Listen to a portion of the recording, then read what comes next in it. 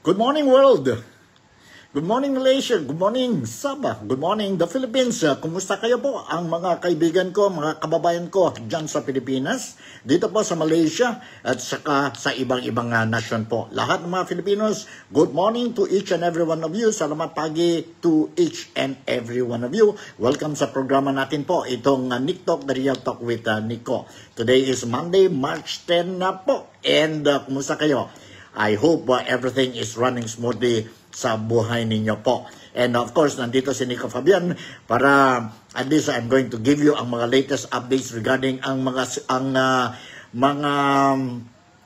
updates or mga istorya dyan po sa Pilipinas. And for mga kaibigan ko po, mga countrymen ko po dito sa Malaysia, particularly dito po sa Sabah, and very specific dito po sa Kota Kinabalu, ito na po ang programa para sa inyo for more or less you will be able to know ang mga updates what is happening dyan sa Pilipinas.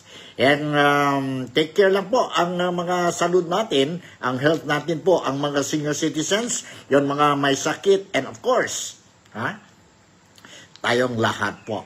And today medyo happy na happy tayo po dahil I would like to thank the Almighty God po dahil ang eldest daughter ko po dyan sa Kuala Lumpur, she delivered ang first baby niya po dyan sa Kuala Lumpur. Dyan sa Kuala Lumpur. And a new baby was born in the name or dito po sa pangalan ng Fabian.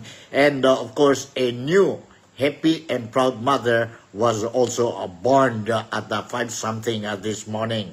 Congratulations to Sweep, ang husband ng anak ko po, si Saint. And of course, congratulations po and happy mother po, si Saint Fabian po. So, okay, tuloy tayo po sa programa natin.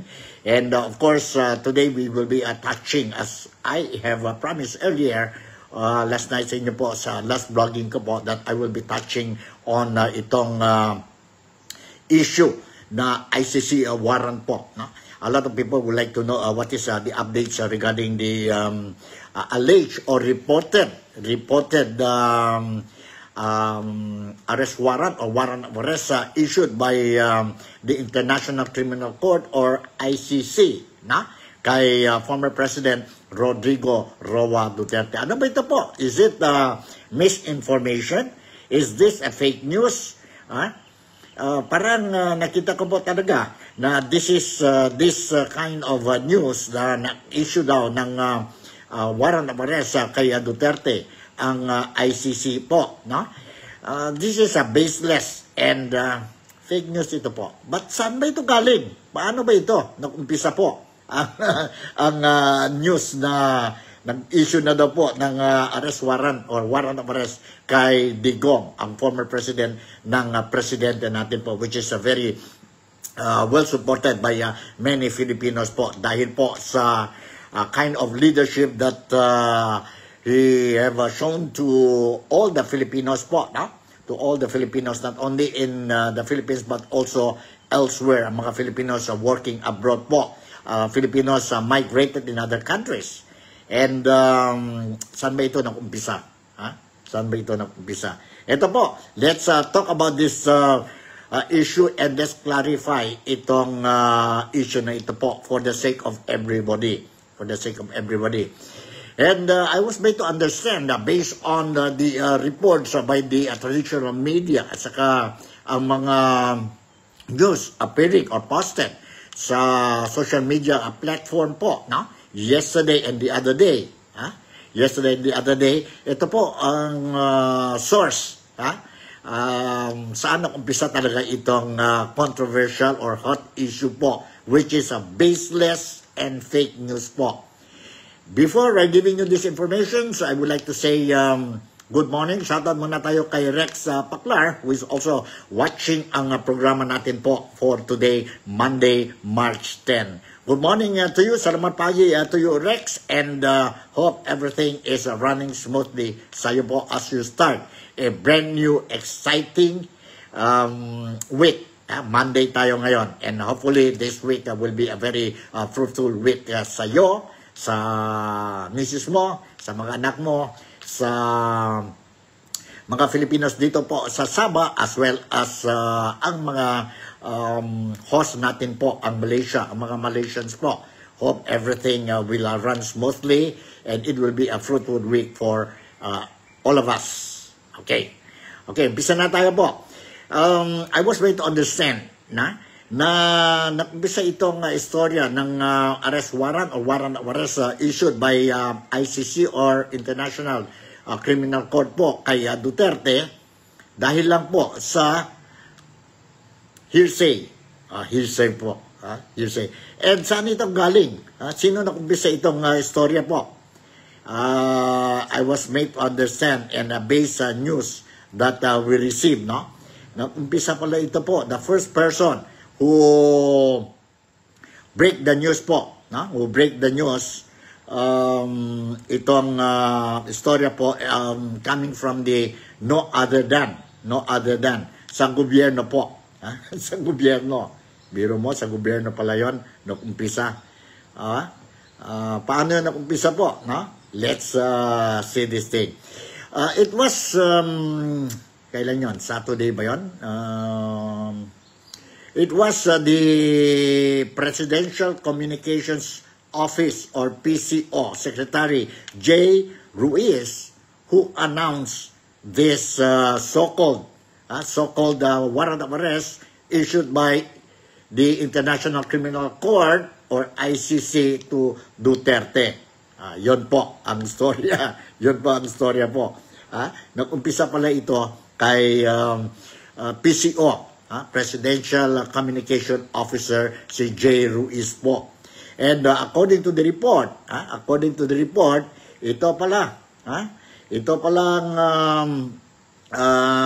si J. Ruiz, narinig lang yan po. He heard it from other people na nag-issue na daw po. Nag-issue na ng warrant of arrest kay Duterte. Nabiro mo po, unverified, and immediately, itong during the interview sa kanya po, immediately, itong si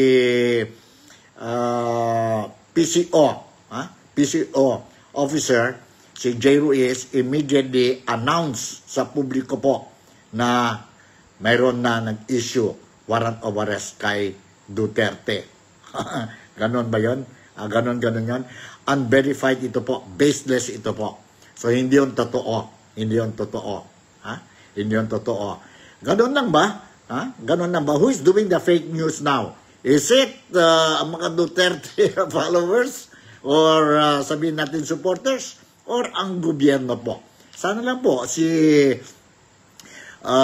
J. Ruiz po, sana nag-verify muna siya po itong noticia that he received, no? And only after verification, kung totoo ba ito or hindi, only he will put it out sa media po. But what happened dito po, walang verification, immediately, for reasons only known to him, he immediately announced it sa publiko, which I believe it is really wrong. Formula, correct me if I'm wrong lang. Hindi yun dapat ganun po. Because mahirap na po, no? Kung you just simply announce itong klaseng notisya po. Because it will create a lot of confusions, doubts, no? Sa publiko po, no? Sa publiko. And I hope with this kind of sabihin natin information na release ang PCO, Presidential Communication Officer, I hope he will make a public apology po. A public apology and clear the matter immediately po. Clear the matter immediately. Because may mga ibang tao po, nasa sabihin natin, nasa posisyon dyan sa gobyerno, they also confirm na hindi yan totoo po. No? Hindi totoo ang news. Shoutout muna tayo kay Bong Sebastian. Bong Sebastian is also watching ang programa natin po. And kumusta si Bong?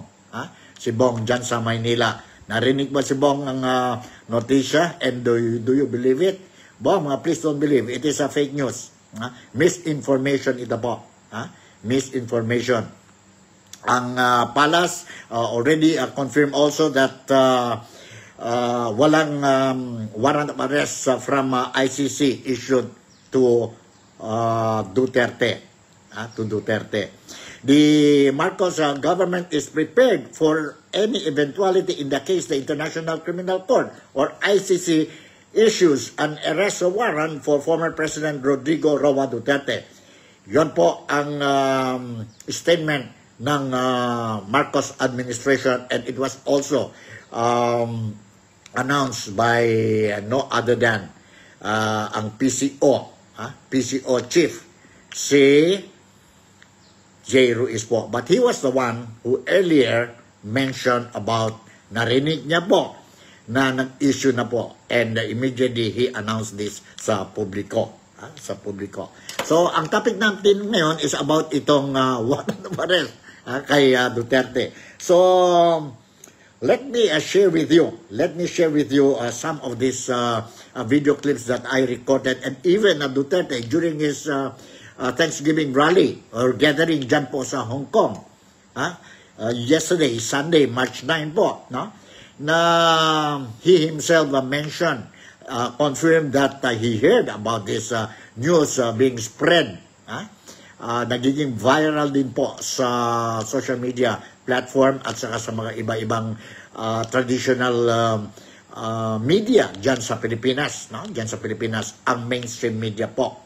So, first and foremost, let's listen to the statement of Digong regarding itong issue. Ibalik natin. Although I already played this video clip the other day po, or yesterday, but for the sake of those who haven't seen or heard this video clip po, I will replay na naman po itong video clip. Nandito po si Digong Duterte touching on the so-called unconfirmed, baseless, fake news po released by PCO, Presidential Commission's officer po, si Ray Ruiz. Nandito po ang statement ni Rodrigo Roa Duterte yesterday po. Yesterday. Let's listen to this. Sa totoo lang, baka ang balita ko may warrant daw ako pag... Hindi, totoo. Yung sa ICC or something, matagal na akong hinahabol ng mga putang ina.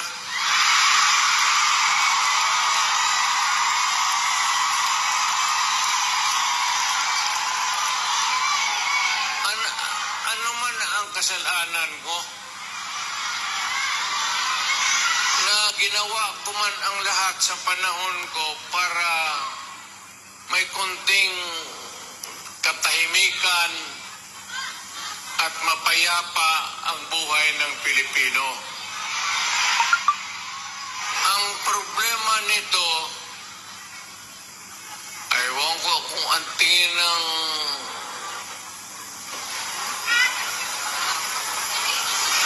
ako'y laro yung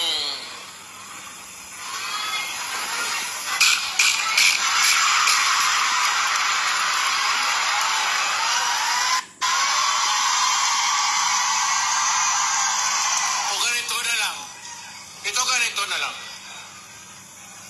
O sasabihin ko, assuming na totoo talaga yung naririnig ninyo, bakit ko ginawa yan? Para sa sarili ko? Para sa pamilya ko? Para sa inyo at ang inyong mga anak sa ating bayan? Kaya ako man,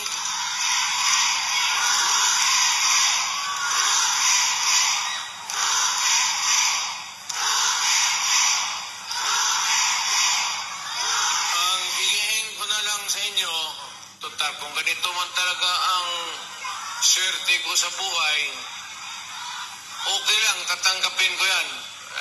Wala tayong magawa eh. Hulihin tayo kung ikulong tayo. Kaya lang, in the meantime, mag-contribute kayo, paski $5, $10, para paglabas ko sa presuhan, pagawain niyo akong monumento katabi ni Rizal.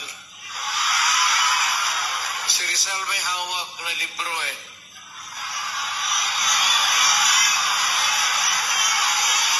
Akin.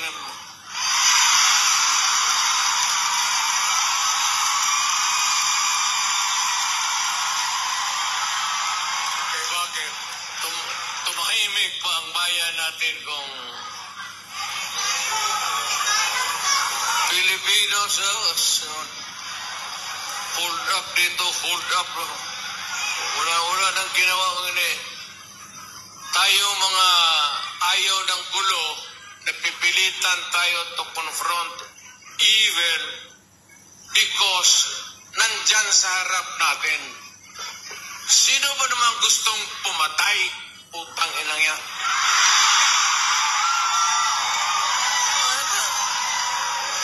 Bakit ako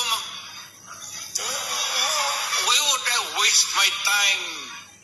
Manila, patayan si Duterte, lumalabas ng gabi, ganon. Also, sino ba naman gusto maging security guard? Na ang kinuha ko law. But, guro sa trabaho,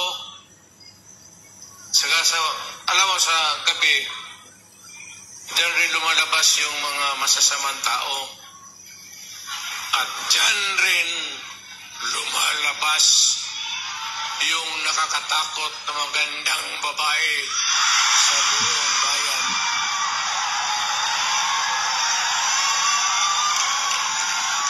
Okay, yan po si Digong Duterte. He was commenting and confirming na he himself knows itong issue na ito na warrant of arrest issued by ICC sa kanya po, no? Although he made it he appeared like he was just joking, pero ang puntos dyan po is that he confirmed na meron such misinformation, such fake news po lumabas dyan sa Pilipinas regarding ang warrant of arrest niya po issued by ICC or International Criminal Court.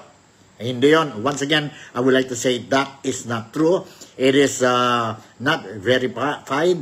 It is baseless, and it is, for me, it is fake news. Kung sino man yun po, no? Who is trying to spread itong fake news po or misinformation, na please stop it already po. Dahil ang gobyerno mismo ni Ferdinand Bongbong Marcos, no? They already announced na it is not confirmed. Although the government is ready in the event, meron such requests coming from the ICC po, from the ICC. And once again, I would like to make it very clear. Who spread or who started this issue? No other than ang Philippine Communication Officer si Jay Ruiz po. Jay Ruiz kindly made a public apology and at the same time clear this matter immediately. Today, kung pwede po. Siguro yesterday, Sunday po, holiday, medyo wala kayong time. But today, I hope that you once and for all, being the public or presidential communication officer ng Marcos administration, you will find time to apologize and clear the matter once and for all. Kailangan ito po to avoid any further confusions, doubts po, not only sa inyo, sa gobyerno ni Marcos, but also for the sake of the Filipinos, dyan sa Pilipinas, and those who are outside the Philippines. Okay, I will share with you also mga reactions, mga comments by some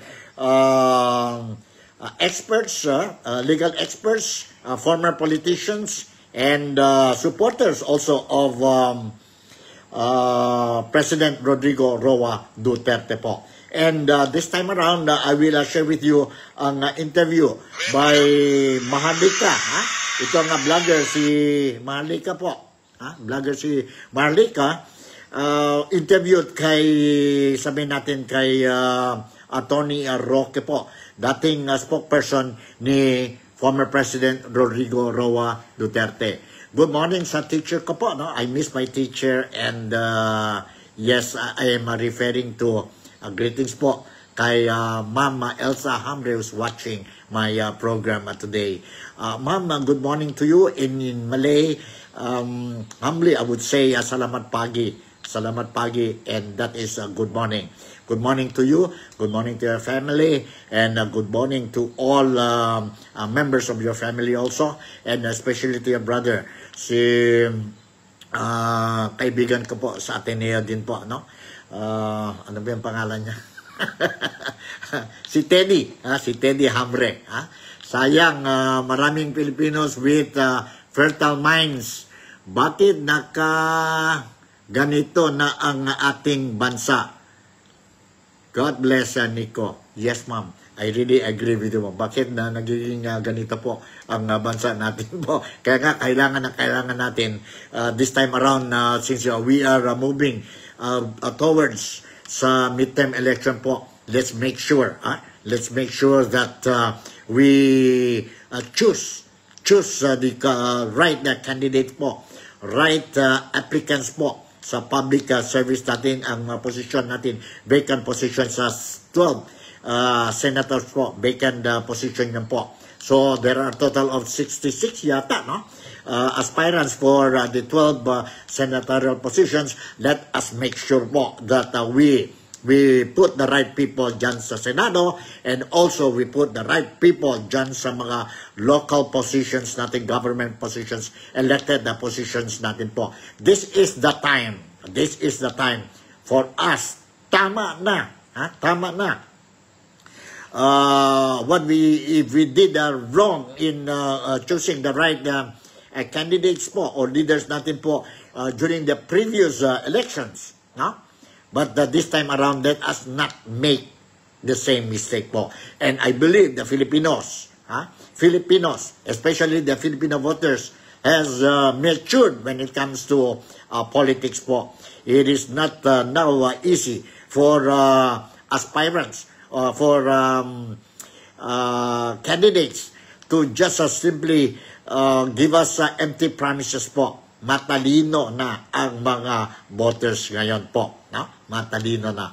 So vote according to your conscience po come May 12, midterm election. Okay, nandito po ang interview between Attorney Harry Roque and ang famous popular blogger si Claire, ang Maharlika Dragon, dyan sa United States of America. Let's listen to this. Let's listen to this. Let's give time. Find time po. Let's lend our ears itong very important interview po regarding itong issue ng warrant of arrest kay Digong issued by itong ICC, which is, again, a misinformation, which is fake news po. Let's listen to this. Hold on.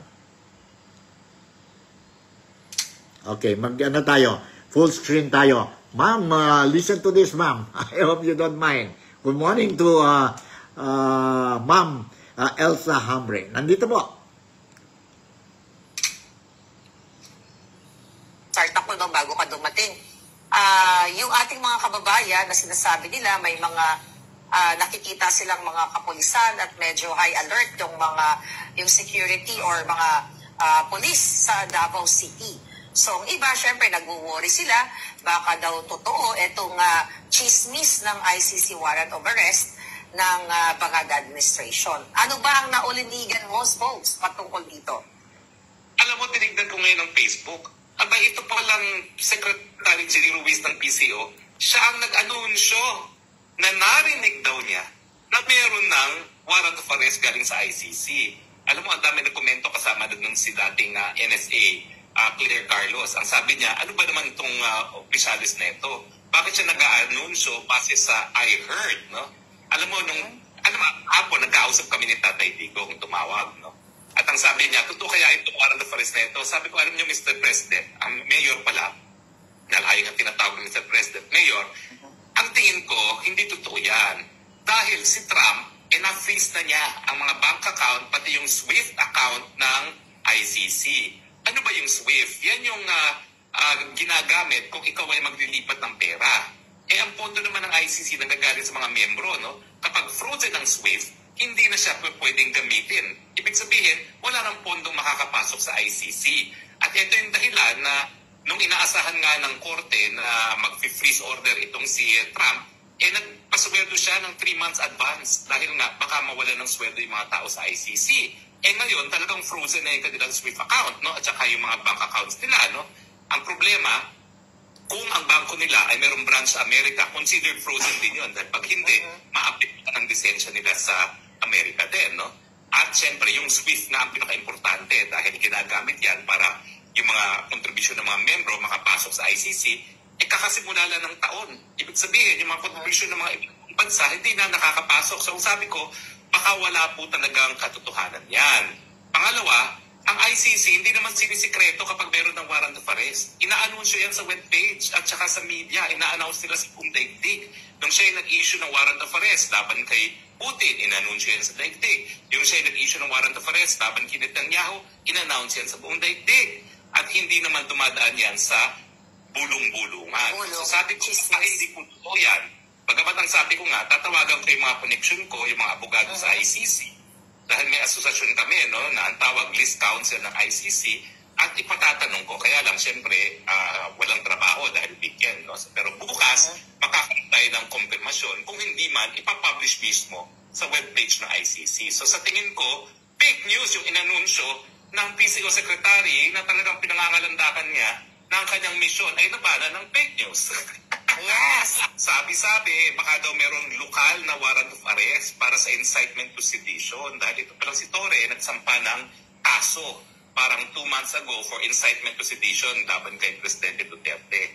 Sabi ko naman, paano naman magiging kaso na yan? Hindi pa dumadaan sa preliminary investigation, no? Pero ang katotohanan, talaga namang may mga pictures kong nakuha, hindi ko pa pala napapadala sa iyo, Mother Dragon, na talagang sa Davao, sa NEA, sa Clark, ang daming pulis. Ngayon, papadala ko ngayon, Mother Dragon, sa iyo. Ang problema... Okay, yan po ang reaction ni Attorney Roque, the former spokesperson ni President Rodrigo Roa Duterte po. And klarong-klaro po, he explained, he made the statement po na it is fake news po. And saan galing itong fake news? Galing ito po kay PCO, Presidential Communication Officer, si Secretary J. Ruiz. Secretary J. Ruiz, please, kung pwede lang, no? Hindi lang pwede. I think it is the clamor now. We urge you to come up with a statement today, Monday, March 10 po, and say that your statement, whatever you announce about this warrant of arrest kay Digong issued by ICC is only hearsay and you did not verify it. Verify it. And yeah, it is unprofessional for you to announce to the public this kind of unverified information, which is now called fake news. From a secretary, ganon ba ang trabaho ninyo po? Ganon ba ang trabaho ninyo? I'm sorry to say this, but pangit yun po. Kagaya sa akin din, I'm a journalist po, no? And if I make mistake, I will immediately come up with erratum or correction po, no? Para hindi na magiging malaki itong mistake ko po. If you made a mistake, please, which obvious naman po and very clear, hindi lang obvious, it is very clear na what you did was wrong. Fake news and created unnecessary confusions sa mga Filipinos po. No? Hindi lang sa mga Filipinos, also sa mga kaibigan natin sa iba-ibang nasyon, especially ang may mga domino effect ito po, mga fake news. It will create unnecessary confusions, not only mga Filipinos, but also ang mga foreign investors po. No? So as much as possible, as soon as possible, make the necessary announcement today. Yon, I am challenging itong si Secretary J. Ruiz po for the sake of everybody, for the sake of the Filipino community. Alright? So, let's also listen now ang reaction ni aspirant re-electionist si Amy Marcos, Senator Amy Marcos, who is the elder brother, sister of our president, si President Ferdinand Bongbong Marcos Jr. She also commented on this issue. Let's listen to this po. Let's listen to this. Hold on, ha? Sandali. Umpisa tayo sa beginning. Alright. Let's listen to this.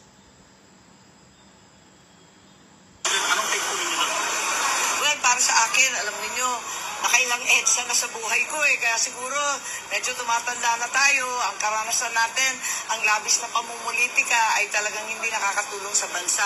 Nag-uumpugan lang yung mga may kapangyarihan, ang mga sikat na politiko, nagbabanatan, panahon ng eleksyon ngayon. Pero ang kawawa lagi ay ang sambayanan, hindi natututukan ang problema ng bayan. Ito, yung problema pa rin natin, yung mahal na bilihin, ang gasolina na walang pawi, ang pagtaas, at ang kakulangan ng trabaho at sapat na sahod. Lahat yan ang tunay na problema natin. Sana tutukan na lamang yan. At yung pamumulitika, isang tabi na muna.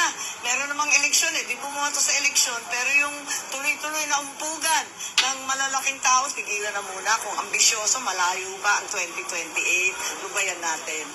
Pero paano po yung realidad po in the event na talagang meron na nga ako talagang ilalabas na... Wala, nabasa ko lang sa dyaryo, mahirap mag-comment kung spekulasyon lang yon, kung fake news or panindak lang, hindi ko alam Kaya ayokong mag-speculate, pero sa kabila nun, ayoko talaga ng gulo.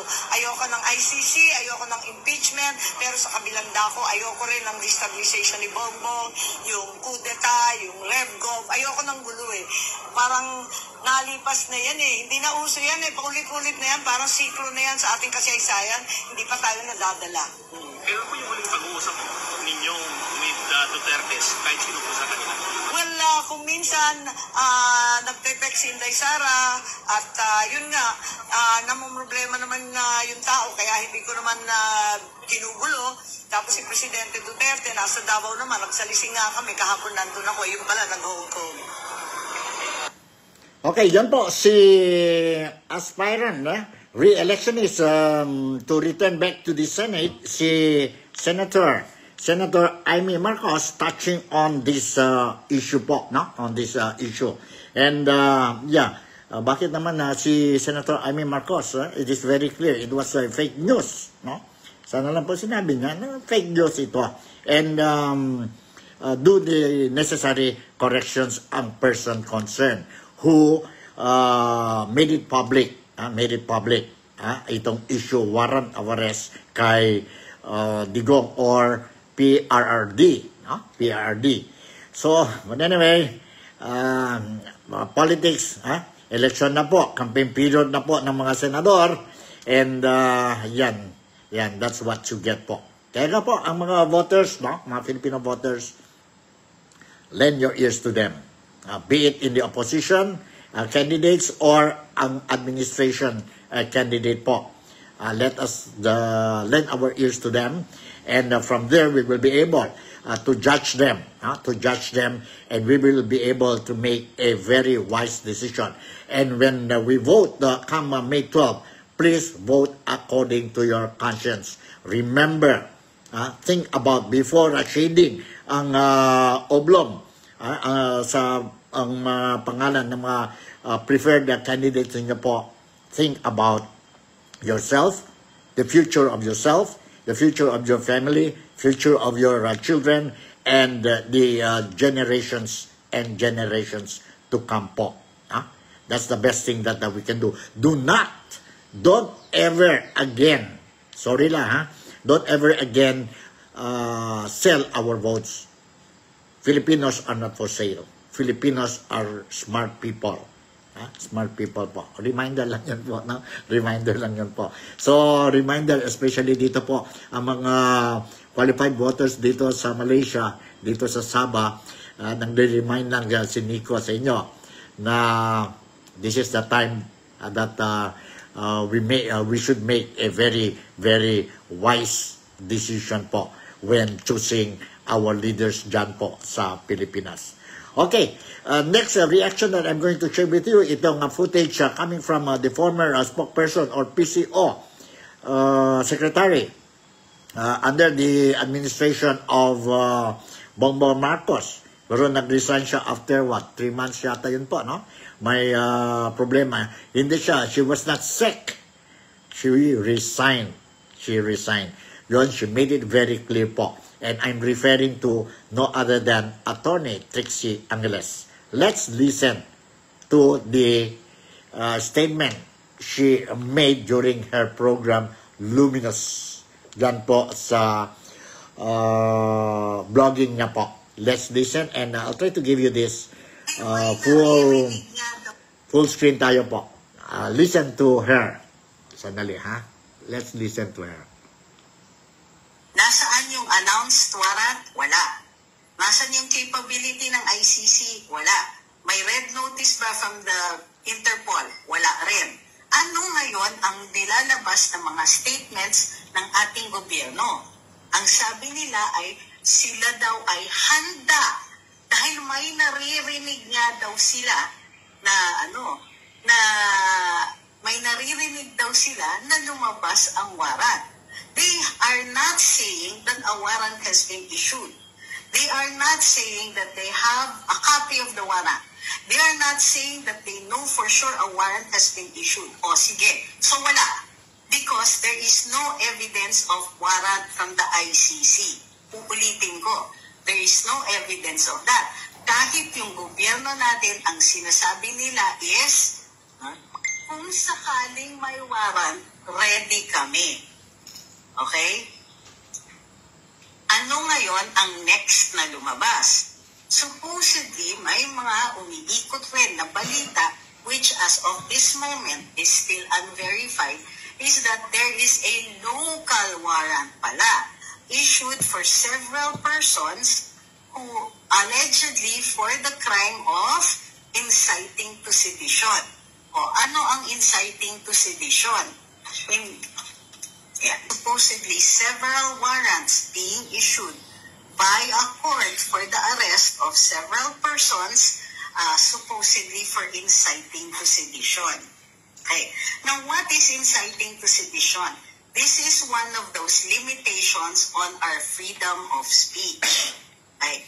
Sino po, hindi pa natin po alam. Yun lang po ang lumalabas na balita which, as we said, is not yet verified by any court right now. Wala pang nagsasalita na hukuman o law enforcement agency to verify this information na umiikot po sa social media.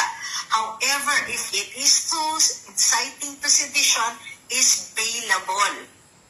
Okay? It will not stop a person from campaigning. Hapon pa sila nag-umpisa maglabas ng balita tungkol sa ICC na yan. Okay?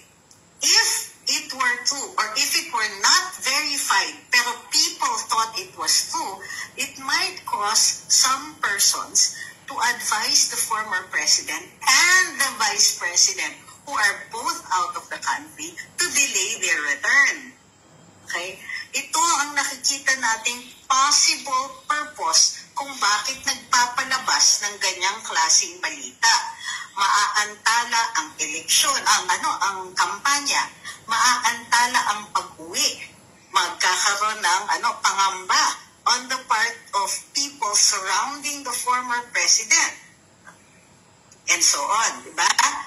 Maaari po yan na magkaroon ng warrant of arrest kung kunwari i-final ito sa isang hukuman or sa isang jurisdiction na hindi umaabot yung mga notices dun sa mga tao. In fact, there are several cases before the Supreme Court that demand the immediate attention of the executive and the legislature.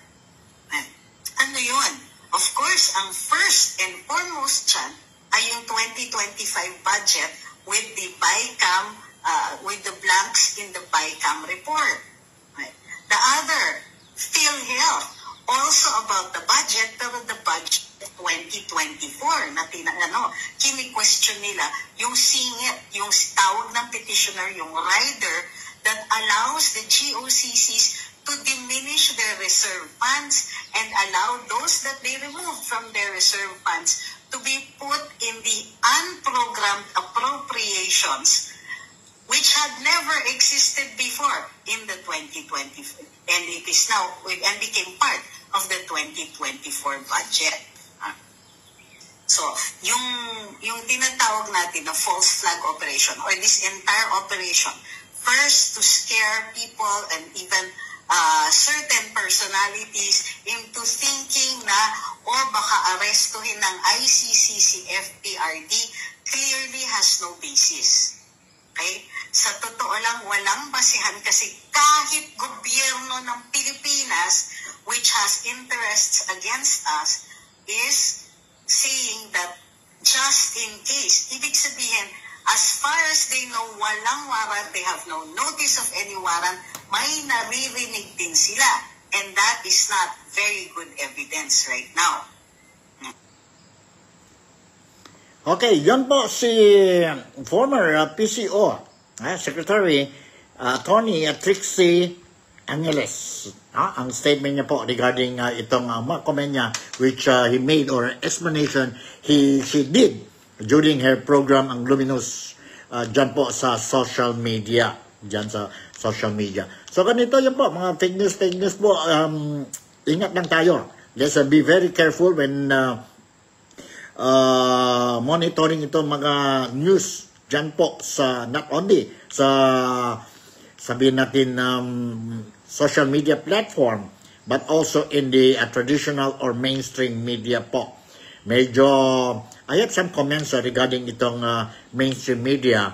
Yon may nag-interview kay Congressman or Representative Dante Marcoleta the other day po. And as a journalist, mayroon din tayong mga komento dyan. And maybe I will touch this on my next blogging. But anyway, let's go back sa mga fake news. Ingat lang kayo po sa mga poll surveys. Dahil nakita natin po, noticeable talaga na there are some poll surveys that bias and it's not true. And what do you believe? Do you believe that itong 12-0 aspiration ni Bongbong Marcos during the midterm election po for the 12 senatorial states, you think he will be able or they will be able to get it, yung alyansa para sa bagong Pilipinas? 12-0 daw po. 12-0. I don't think so. Why? I'll give you just briefly lang po. Okay.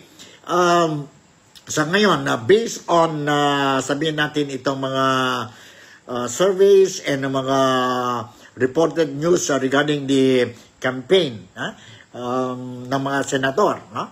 Now, I noticed that ang kandidato ni Marcos, why I'm saying this thing, ang kandidato ni Marcos, ang alyansa para sa bagong Pilipinas, dalawang kandidato po na medyo mahirap magpasok sa Magic 12. Mahirap po.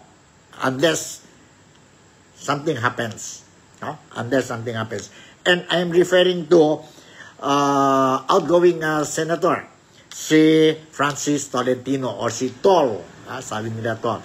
Tol was a former member of the PDP Laban. PDP Laban yun po.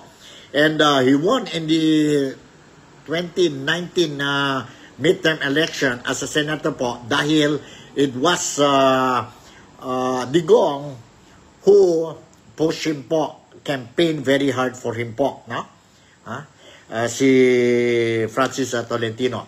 But now, nandoon na siya po sa kampo ni Bongbong Marcos or Alyansa para sa bagong Pilipinas. Now, medyo hindi na siya pumasok sa Magic 12 sa mga surveys po. The other one is si Benhar Abalos.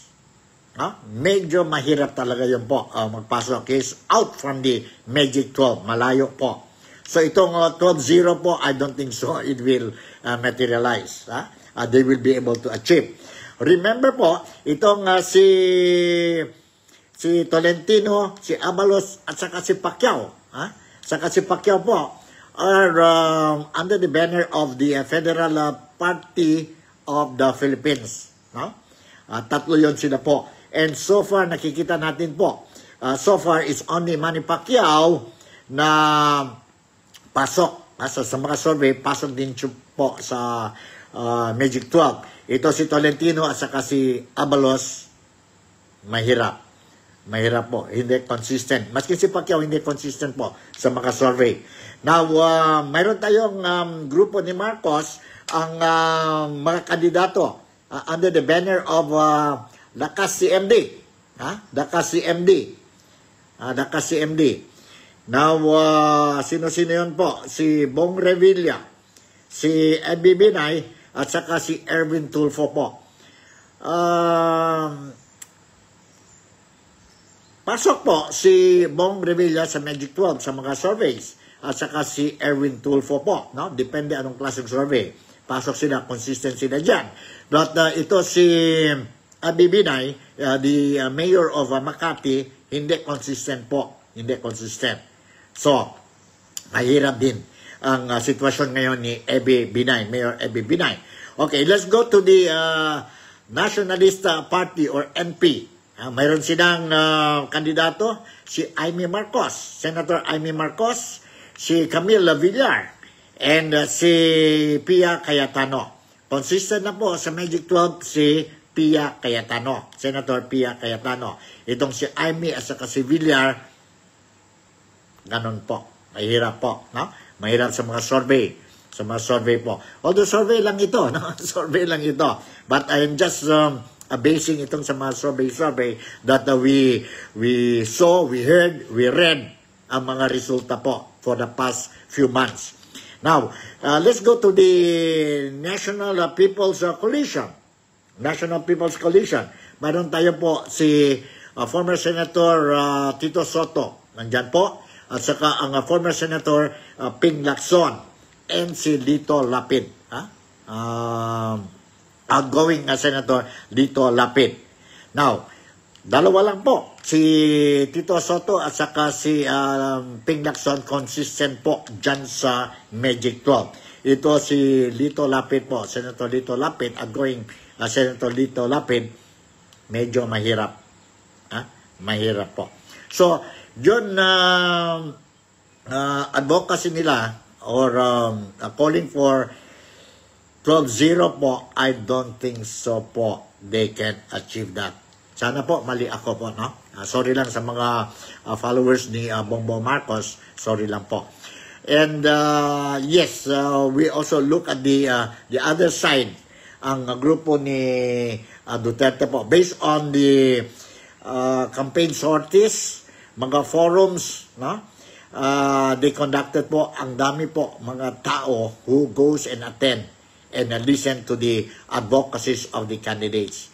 Let us just hope po that all this crowd will or they will be able to turn it into a vote. Kung sakali po it will turn into a vote, then there is also a possibility. There is also a possibility that majority, we're not saying all, there is also a possibility that majority of the candidates ng PDP Laban is spearheaded by former President Rodrigo Roa Duterte. May mga positive result sila po sa May 12. Right?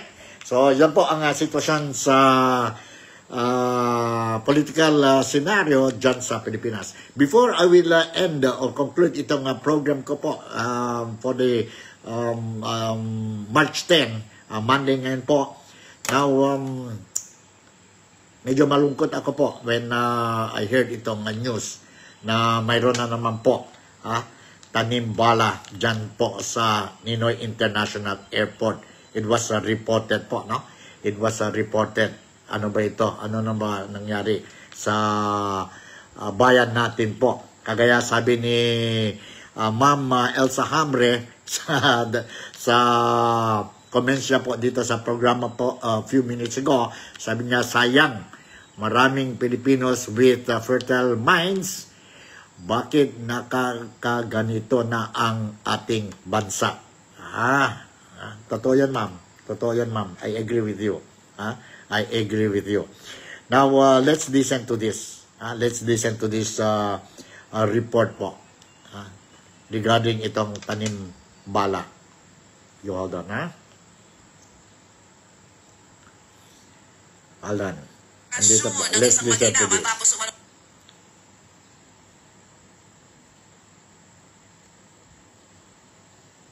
Ng isang mag-ina matapos umanong mabiktima ng tanim bala scam sa NAIA. Pasakay na raw ng eroplanong papuntang Vietnam ang mag-inang sina Ruth at Kai Adel nang habuling sila ng 3 airport security officers. May bitbit daw na cellphone ng mga ito na may litrato ng X-ray. Dito na nila sinabing may laman daw na bala ang bag ng mag-ina. Pero matapos ng 5 minutong kalkalan, wala namang nakitang bala sa bagahe ng mag-ina. Kinwestiyon pa nila ang mga security officer kung tamang pasahero nga ba ang inaabala ng mga ito. At kahit galit na, tinawanan pa raw ng security officers ang mag-ina. Wala pang komento ang Office for Transportation Security tungkol sa nasabing insidente. Pinag-aaralan naman ng mag-ina ang pagsasampa ng kaso dahil sa abala at trauma na naitulot sa kanila ng insidente. Kaya ganun yung reaksyon ng magnanay. Kasi si nanay, senior citizen. Ninervyos. Yes po. Ninervyos eh. Tsaka, kahit naman sino, paalis ka biglang. Kaya yung kanda niyaw nervyos. Ganun na lang. Oo. Bukod din doon sa nervyos, malapit, kumbaga tinatawag na sila, boarding na nila yung time na mag-i-inspection. Baka maiwan pa ng flight, no? Oo. Tsaka yung siguro ang dyan, sa susunod na may mga pagkakamaling ganun, maging mahinahon na lang at humingi talaga ng pasensya ng mga Diyos para huwag tatawanan, na istorbo. Yun na nga, tama, agree. Samantala, alright, yan po ang report regarding itong tanim bala na naman po reported dyan sa NAIA po. And I was monitoring sa mga ibang blogging reports even sa mainstream media po. Now, I was made to understand some they alleged or they reported po na itong biktima ng so-called tanim bala po, they already passed the security section po, no? Kasi from the passport, because they are going out sa Vietnam. This is a foreign trip. So, kung nandun tayo po sa airport po, we have to go to the immigration for chopping po, no? Chopping ang passport natin. After ang chopping ng passport natin, we go to the security section.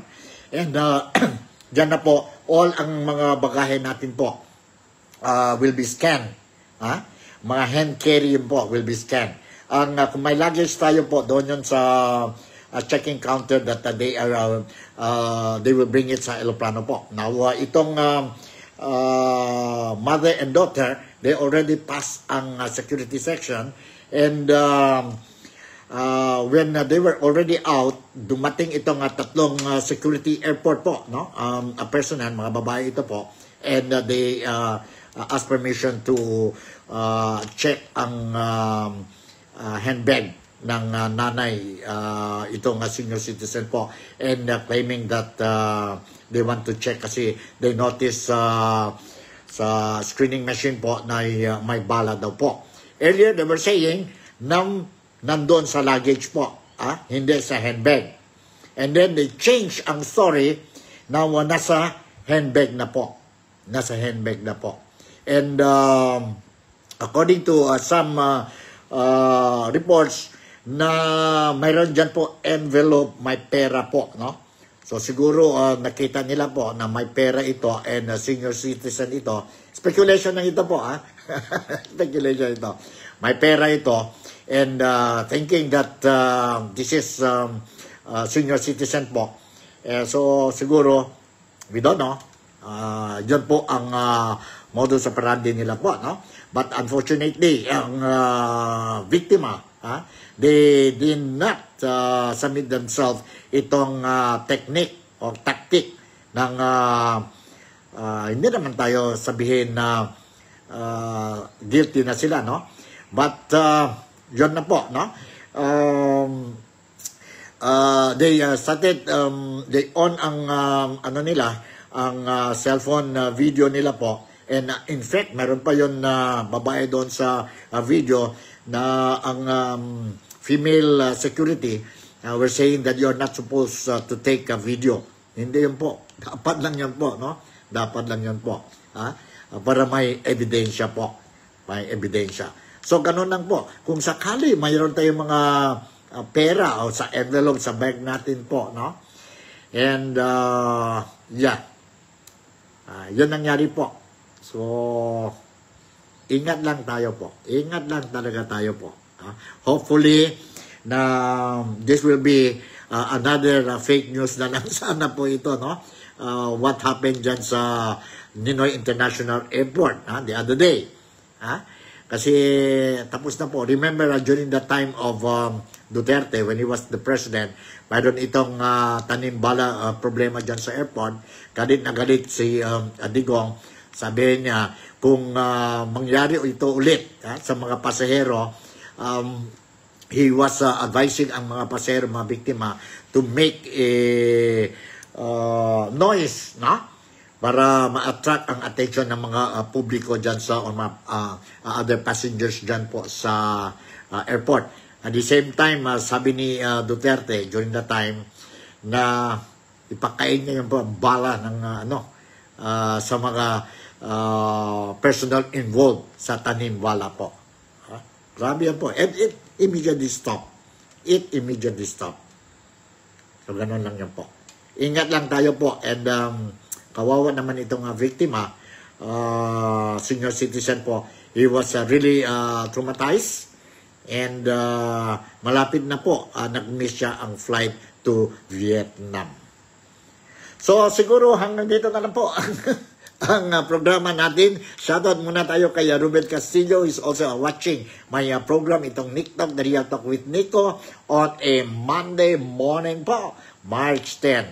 So, I hope maskin paano po, I managed to give you ang mga importanteng notisya, latest updates regarding ang mga activities, mga news dyan po sa Pilipinas. And sana lang po, maskin paano din, I managed to entertain you during the past few minutes or maybe an hour. Ito po ang programa natin. So with this, once again, si Nico Fabian would like to say thank you very much for making me a part of your day today. Malaysia, Sabah, the Philippines, God bless us all. Good day, salamat pagi, salamat patang, and salamat malam. See you tomorrow. Bye.